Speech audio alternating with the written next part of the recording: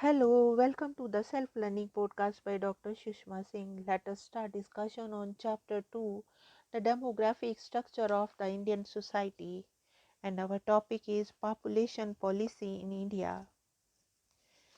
It will be clear from discussion in the chapter that the population dynamics in an important matter and that it crucially affects the development prospects of a nation as well as the health and well-being of its people.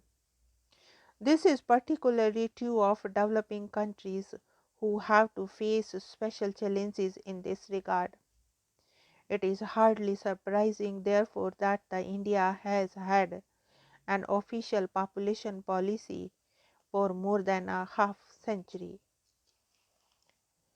In fact, India was perhaps the first country to explicitly announce such a policy in 1952.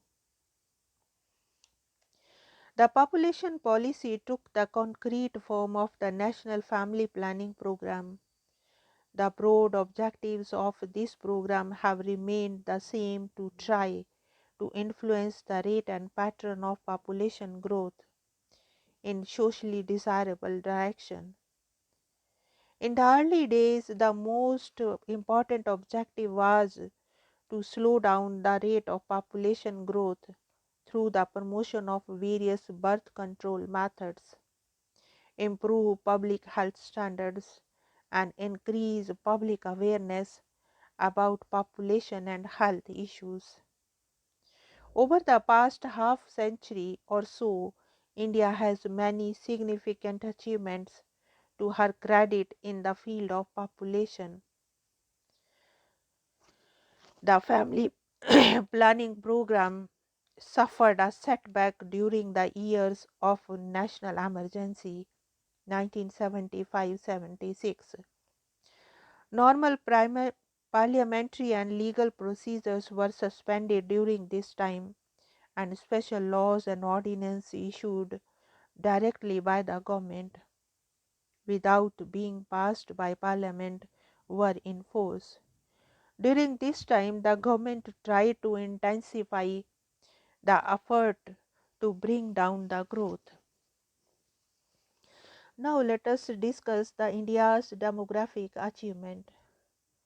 Half a century after formulating the National Family Welfare Program, India has reduced crude birth rate from 40.8 1951 to 24.1 in 2004, reduced the infant mortality rate from 146 per thousand live births in 1951 to 58 per thousand live births in 2004,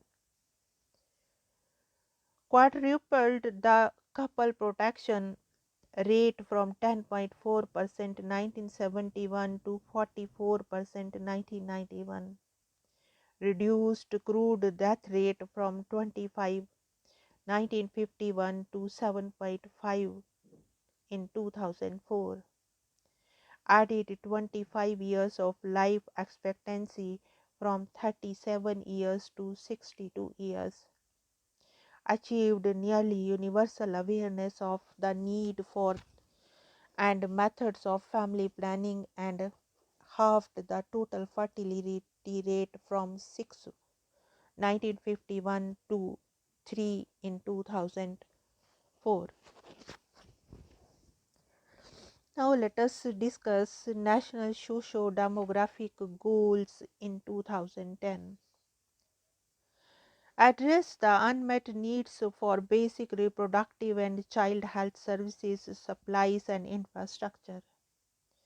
The second goal is make school education up to the age of 14 free and compulsory, and reduce dropout of primary and secondary school levels to below 20% for both boys and girls.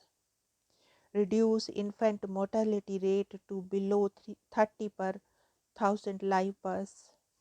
Reduce maternal maternity ratio to below 100 per lakh live births.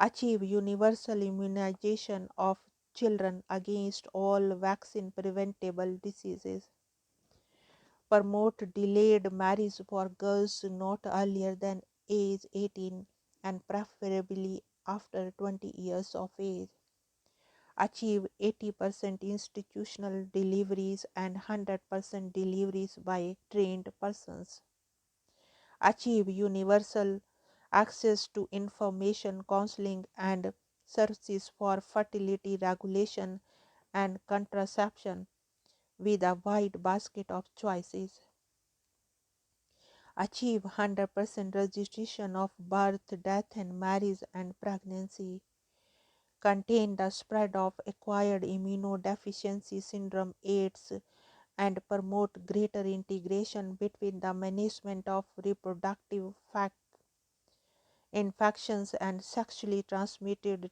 infections and the National AIDS Control Organization, prevent and control communication diseases, integrate Indian system of medicine in the provision of reproductive and child health services and in reaching out to household, promote vigorously the small family norm to achieve replacement level of TFR, bring about convergence in implementation of relatively social sector programs so that family welfare becomes a people-centered program. Now let us wind up the session and we have come to the end of the chapter. Thank you very much for engaging yourself with the self-learning podcast.